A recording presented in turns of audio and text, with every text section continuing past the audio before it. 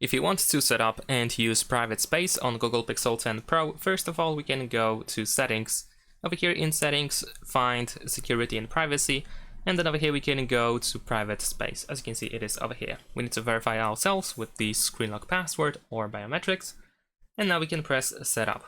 Of course, the private space is like a separate environment. It's like having a phone within a phone, where we can store apps and data and files and so on and so forth, all different accounts. And whatever you have inside the private space is separated from everything that you have outside of the private space.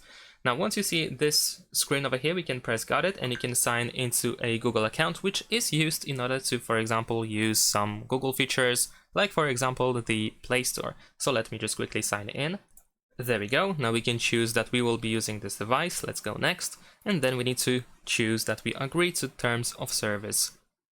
And then we can either choose a new lock for private space, so you can have a different password than the screen lock password, or you can actually use the screen lock password if you want to. So in my case, I'm gonna choose a new lock. First, we need to enter our current password in order to proceed for the lock screen, of course. And then we have a choice of the password type for the private space. Now these options also include fingerprint, so if you set up the password, then you can also scan your fingerprint to do so. And if you want to, we can also set up just the password without the fingerprint over here. So let's say I'm gonna set up a simple pattern password. We need to enter the password twice in order to confirm. And then you should be able to see that we are all set. There we go.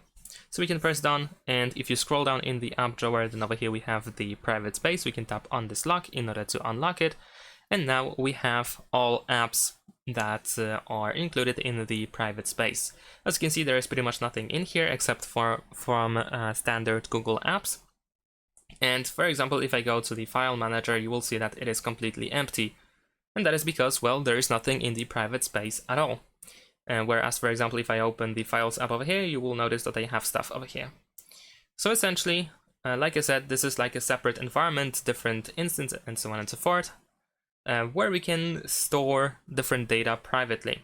And they are not working, or they are not accessible outside of the private space.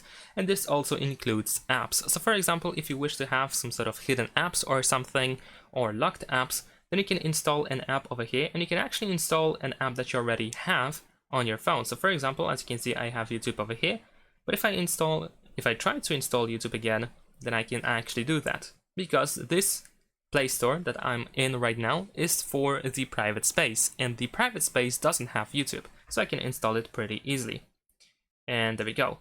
And now this YouTube app can have a different data, and I can use a different account than this YouTube app over here.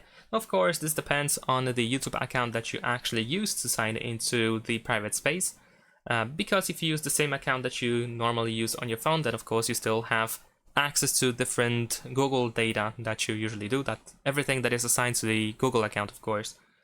So you have to keep that in mind, that you might want to use a different Google account as well than the one that you use mainly on your phone, if you, of course, want to separate these things.